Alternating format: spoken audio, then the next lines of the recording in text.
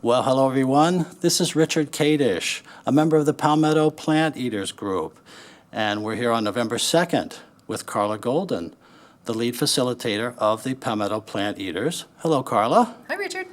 And Carla is a vegan nutritionist, and she's a humane educator, a licensed massage therapist, and a blogger of carlagoldenwellness.com.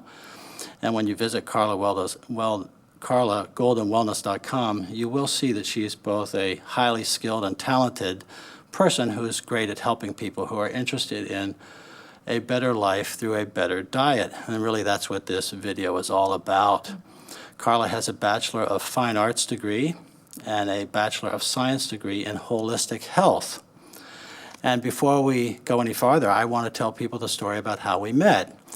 And that was because your husband is my dentist. And when I was at the dentist's office one day a few years ago, I asked him, did I need to take a daily vitamin pill?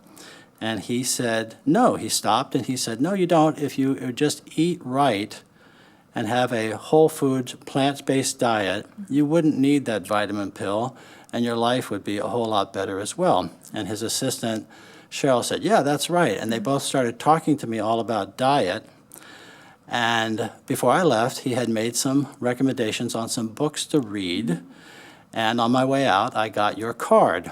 And I subsequently attended one of your seminars, and I learned a lot, and that started me on my path towards nutritional improvement. Awesome. And so that is what has brought me here today. I want to ask you, what motivated you to study nutrition when you were in school and to move in the career direction that you've chosen?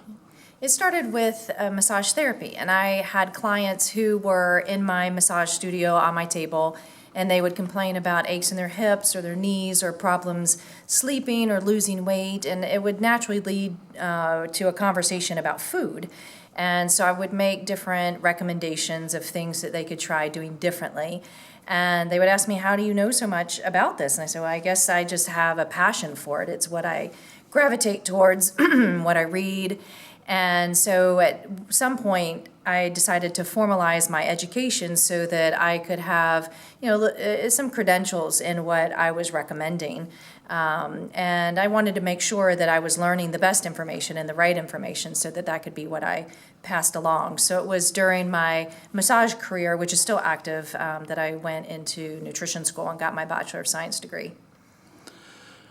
This is the first anniversary of the Palmetto Plant Eaters Club. And they've just had that annual meeting, if you will. Of course, we meet monthly, but we just had the anniversary meeting this evening. What's the purpose of the group, and how did it start? Well, the Palmetto Plant Eaters Group, or club, started November 2015 after the movie Plant Pure Nation showed at Park Plaza Cinema in October of 2015. And part of the message of that movie is to start the movement of creating these groups around the country and around the world where people can get together and learn about the whole food, plant-based, vegan way of living and eating.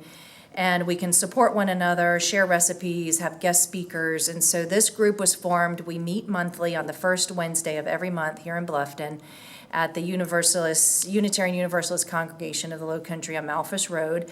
And we meet at 6:30, and for 1 hour we do a variety of topics, and we are really here just to support, for people to walk in, learn about a whole food plant-based diet, for those who are on this path already to be supported, to stay invigorated and motivated, to share recipes, to share events, do book discussions, potlucks, watch movies. So anything that comes along, we're willing to do if it excites us and supports us and spreads the message. So tonight's program, you're welcoming a lot of new people into the group. It was Whole Foods, plant-based vegan eating and living 101. Okay, so let's review. Let me ask you a few basic questions, because I know in the group there's a lot of people who know an awful lot about food. But first, what does whole food plant-based, what does that mean? Okay, well, what it means, well, first of all, vegan eating is eating just from the plant kingdom. We don't eat anything from an animal, such as meat, dairy, eggs, honey, whey, gelatin, anything that comes from an animal or derived from an animal. sourced from an animal. So that's vegan eating. Whole food plant-based is a subset of vegan eating. We eat whole food plants. We don't eat junk food, we don't eat highly processed food, and so you could just say whole food vegan eating is the same as plant-based. And so that's how you're gonna get the therapeutic effects from your diet. If you're trying to overcome chronic disease, or you're trying to lose weight, sleep better, improve your complexion, eyesight, there's so many benefits. And if you're looking for those therapeutic effects, you need to be eating a whole food, plant-based diet, because junk food and processed food is just not going to give it to you. And so tonight we went over the basics, just the foundational information about that, which I also have on my website for free. That information's there. And we wanted to offer this 101 class, this meeting, November, because it comes just 2 weeks after our Veg Fest, where a lot of people were learning about the vegan lifestyle for the first time, whether it was through animal rights nonprofits who were there, or the cooks who were there, the speakers. So whether it was for reasons to protect the environment, to improve health, or to respect the animals with whom we share this planet, there are many reasons to come this direction, and we are here to help educate and support and inspire. And so the difference between, let's say, a vegetarian and a vegan is that the vegetarian doesn't eat meat, but a vegan doesn't eat any animal products at all. Right. A lot of vegetarians still include dairy and eggs in their diet. So for someone who is interested in changing their diet, what would you recommend, let's say, the first steps that they should take if they're interested in eating better? Start cooking.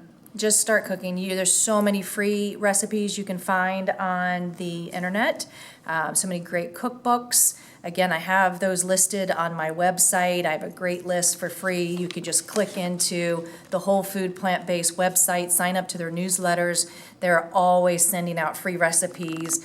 Most of them have their own cookbooks and come out with new cookbooks. And so I just say, get a recipe, print it out, or get it on your phone, or get a cookbook, and just go to the store, buy the ingredients, and just start eating this way, and learn along the way why, the scientific reasons and the medical reasons behind why these are the food choices that are recommended. But just start eating. It's as easy as your next meal. And I remember back from your seminar too, you were teaching us how to read labels. And start pay attention to what you go to the store. Don't just pick it up off the shelf. Take a look and see if there's cholesterol in it or how much fat is in it. And start to read those labels, and then you have a better sense and better awareness of what you're putting into your body. Absolutely. Yep. Yeah. It's not just, the marketing labels or information on the front of the package. You want to turn it around and find the label and find the ingredient list. You want to know exactly what is in there. And if you can't pronounce it, or if sugar is in the first 3 ingredients, you really don't want to put it in your body. And the best foods actually don't come with a label. They're the ones in the produce department. They just have a sticker. And you also recommend some books. We're going to come back to that, but I know that reading, I have to tell you something about getting involved with a change of a diet. For me personally, I had stopped reading for quite a while, and when you and your husband, as an example, were recommending books to me, I started reading them, and it actually kindled reading for me, which I very much appreciate. Not just food books, but all kinds of things. I know you had some books originally. There's one, Pollard's book, I believe it is. Michael Pollan, was it? Yep. Was it about Omnivore's Dilemma? Omnivore's Dilemma was one of them. It's very simple but powerful. Go and if it comes in a package, as an example, you know, as opposed to his food rules. Food the rules. Very simple, simplified very one. simple. Yeah, very simple. Sometimes it's people need to walk before they can run. But let's just talk about some misconceptions. I know some people who think about vegan, it probably sounds a little exotic. Maybe it sounds like something you should be on the Star Trek spaceship or something like that, or from the future, from the past. But misconceptions. I hear this all the time. I'm out with people, and I'll be eating a salad, and they'll look at me and they'll say, "But Richard, where do you get your protein?" Yeah. Is that the biggest misconception? I think it is. I think so. And you can say right here in the salad is where I'm getting my protein. All plants have protein. Some plants have more protein content than others, but all whole plants have some element of protein in them. All whole foods have carbohydrates, fat, and protein in different ratios. And if you want to gravitate towards the plants that have higher levels of protein, you're going to go towards your beans, your soybeans and your peas and the hemp seeds and things like that. Protein is not an issue when you're eating enough calories to sustain your weight and your energy level. The only people who develop protein deficiency are people who are wasting away. Either they have lost their appetite, or they're starving themselves, or they're starving because of their circumstances. Those are the only people who develop protein deficiencies, and it's very, very rare.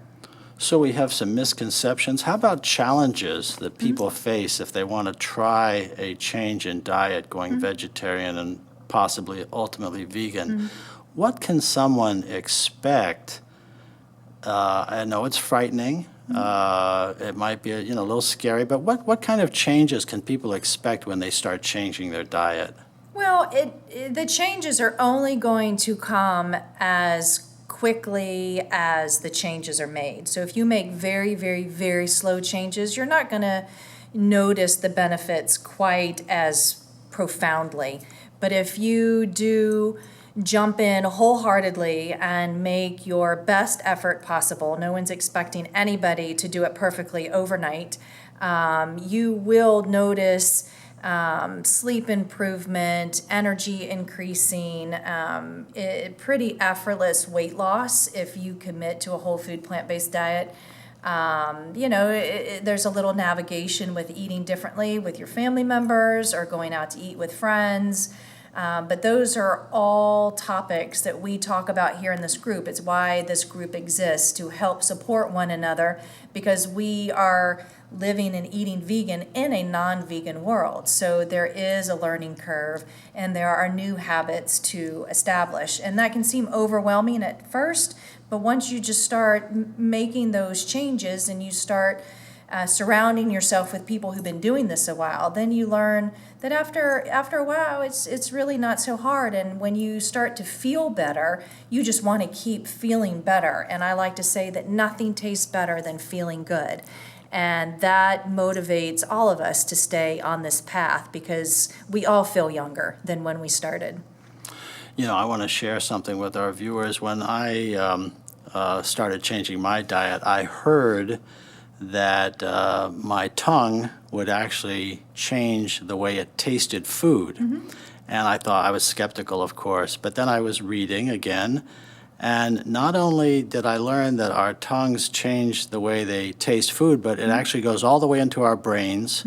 Our brains change, the neurons change, help change your preferences. And one of the things I found out when I changed my diet is I call it the roller coaster. You eat and you get high, you get low from the rushes, and then you say, oh, I'm so hungry. And it just seems like on a whole food plant-based diet that there's much more equilibrium, things steady out, it's calmer, you don't get the rushes and things like that. You don't get the 3 o'clock dip. You don't get the, and of course some of that has to do with sugar, of course, we want to limit that. But, people are so confused, I think. There's so much information out there, this diet, that diet. How does the whole food plant-based diet compare to other diets that people hear about? As an example, the paleo diet. How do they compare? Compare?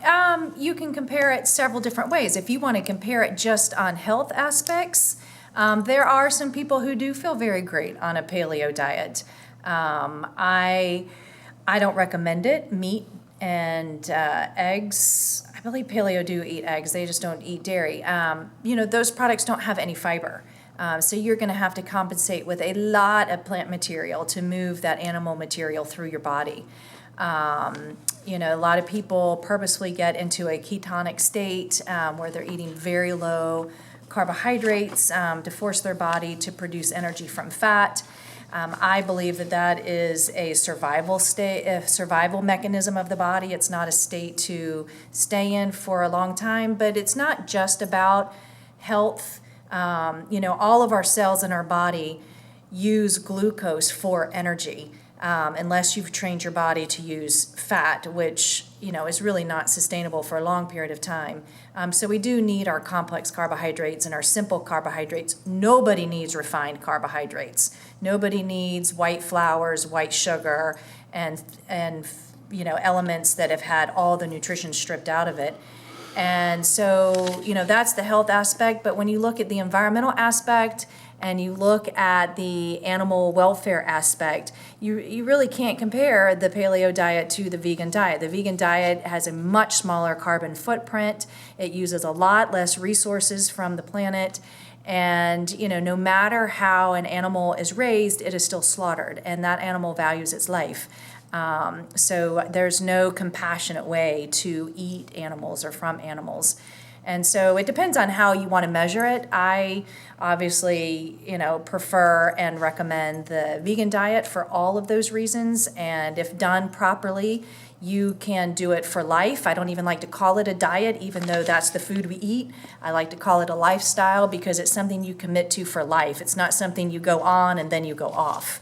And so to me, there's no comparison. I think there is no one other better way to eat that can do so much good in the world than a vegan diet or a whole food, plant-based vegan diet.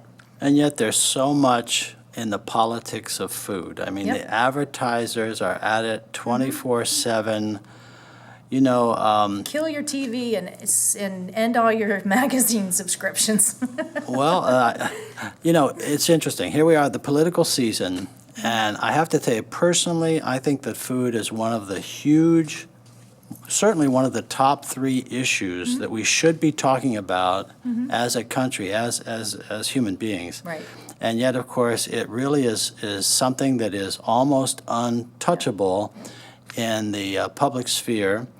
The advertisers and the special interests and so forth controlling, and I'm not a conspiratorialist, but they do. They have a control over the media, our politicians, and I suppose you could say our entire medical system. Why don't you think that we can rely on the media or even our doctors to tell us about a whole food, plant-based diet? Because we live in a consumer-oriented culture, and healthy people are not good for business. And so if you are healthy and you don't need the medical services, and you don't need the pharmaceutical products, and you don't need the specialty items or wheelchairs or canes or pumps or all these medical devices or crutches that are recommended and prescribed and become so normalized in our culture. If you don't need all that, you're really not a good consumer. And our culture really has it. If you're not a good consumer, you're not a good American. And so if you can be sold something and you buy it, you're being a good American. You're participating in the system that runs this nation.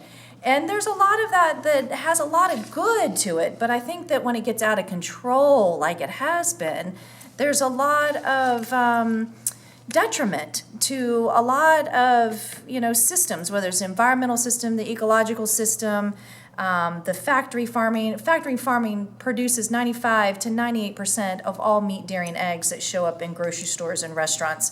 So people want to think they're eating compassionate meat, and they're not, because factory farms are nothing but abusive and horrific. Profit.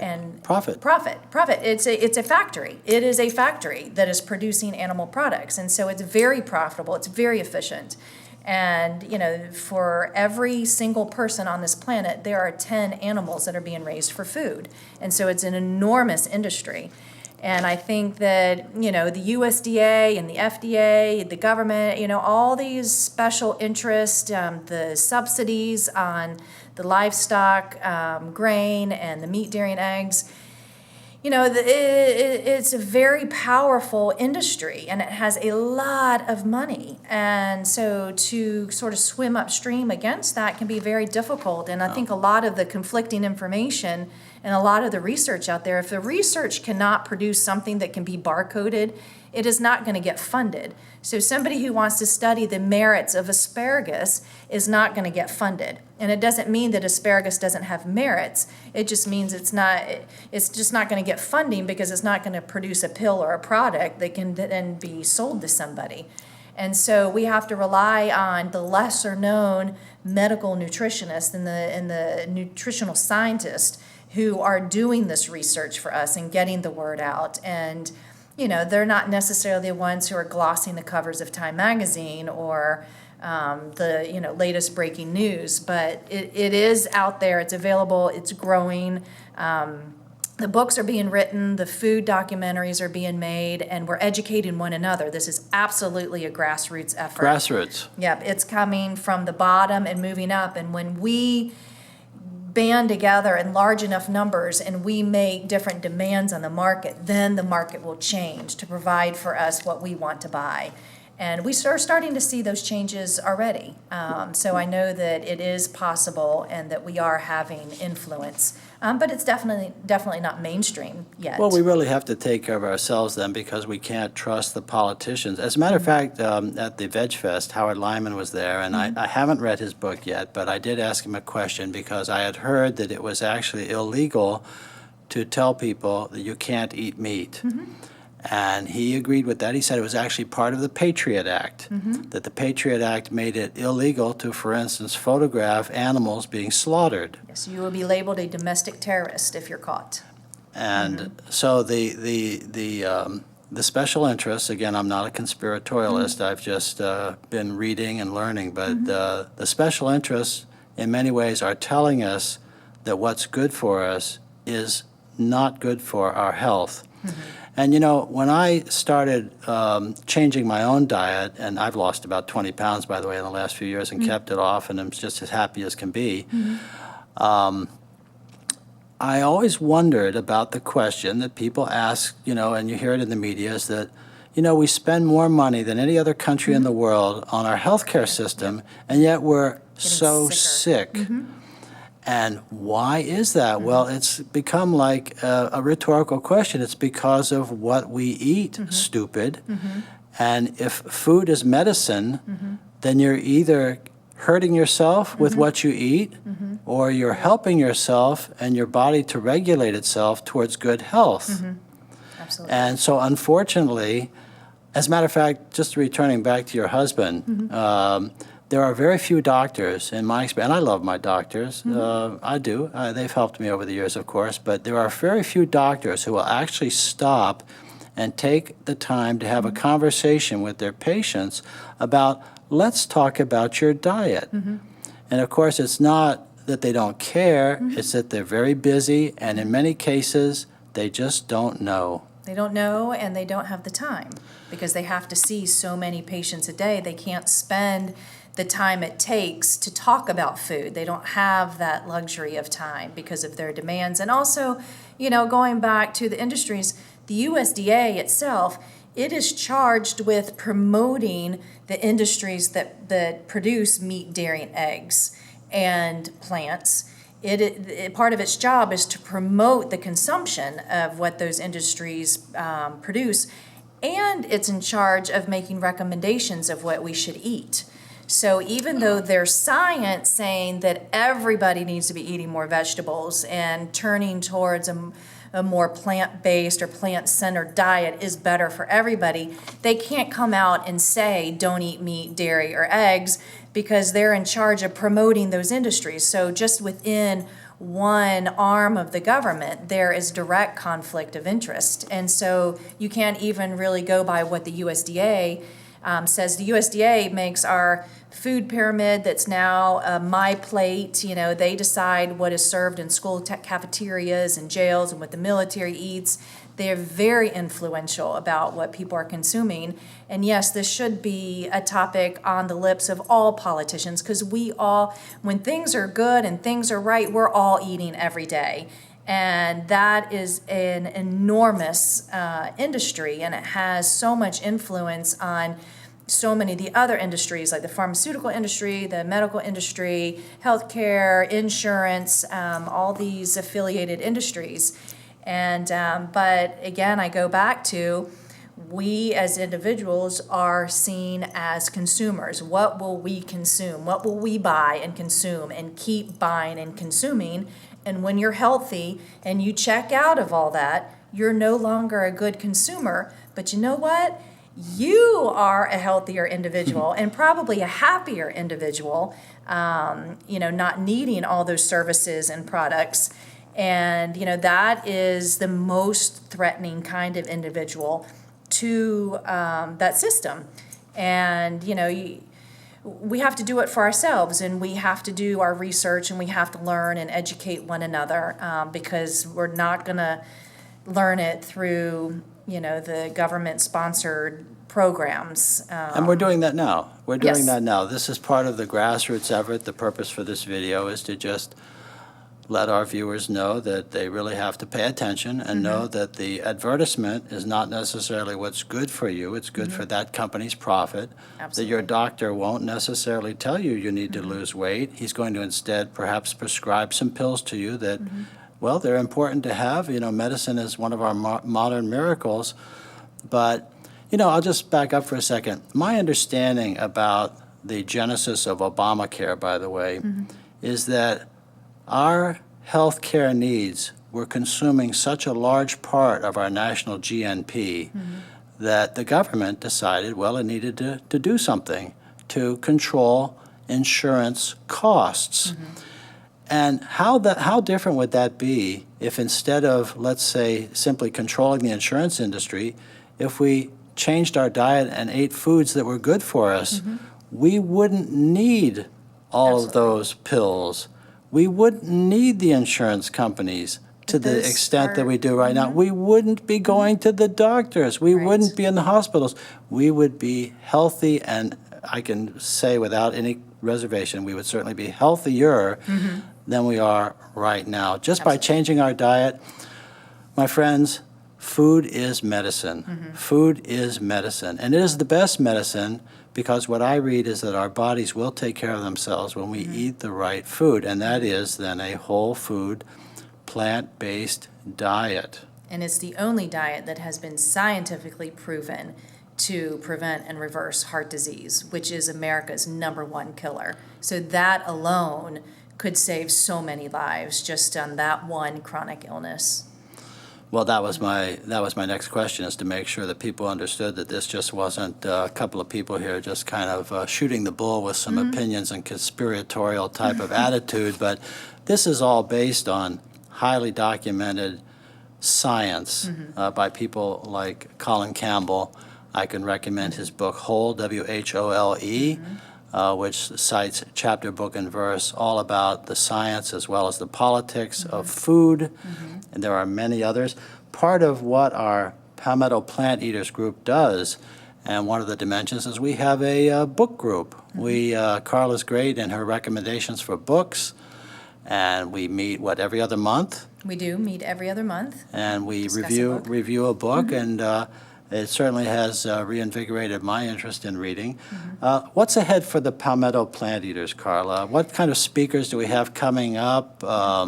We have a doctor coming to talk with us about cooking with spices and herbs. We have a beekeeper, which actually we don't recommend the consumption of honey, but we are concerned about the endangered species of bees and what it will mean for plants if more bees continue to die. And we have a vegan chef and the vegan mom coming. I don't know if they'll do food demos or just talk about topics, but we have a variety of different speakers. We'll continue with our book discussions. We'll have potlucks, movies, anything that comes up. And again, we'll have the Veg Fest in October of 2017. And so we're looking to do an even bigger and better event than what we pulled off this year. Well, I tell you what, when I come out to the meetings, it kind of reminds me of being back in school. I learned as much from my student friends as I did from the professors. And it seems that way here too, with all of the people who come to these groups. They really are so smart. They know a lot about food, as well as people that just don't even know how to make a salad. It's quite a mix. I learned a lot from the people who come to these meetings, so I can definitely recommend it to everyone.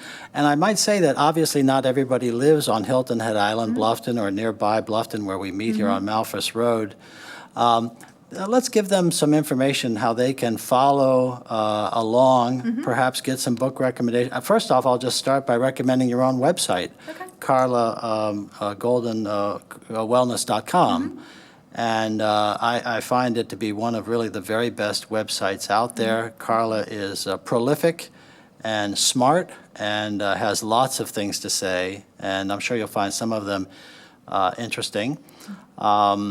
People can follow us then. The PalmettoPlantEater.com, is that there? PalmettoPlantEaters.com, and so you can go there and find out how to link into us on Facebook, and also how to sign up for our newsletter and our calendar of events. So you can definitely stay in touch with us in between meetings, or if you can't make it to meetings, you can at least stay abreast of what we're doing. And also, all of our meetings are free and open to the public. There's no membership. And we love newbies. We love people who've been doing this for years. We love the mix because we all learn from one another. And one of the best parts of the meeting for me always is the open floor Q&A. And you never know what anybody's going to ask. You never know what answers are going to be provided. But I think that we all enjoy learning from one another. This is not just a upfront singular person talking to a sea of attendees. We're all in this together, supporting one another and educating one another. So I want to encourage your viewers just to come sample us to see what it's like. And you're never too new to come. There are no bad questions, and so we invite everybody with open arms. Come on out, have a good time. Yep. Well, thank you. Thank you, Carla, for speaking with us and for your outstanding work. Thank you, For Richard. better health through diet and a compassionate vegan lifestyle. My own life changed several years ago when I attended one of your seminars, and I certainly personally have enjoyed the benefits of a vegan diet. I hope this video makes a difference in the life, at least, of one more person. So thank you again, Carla. Thank you, Richard.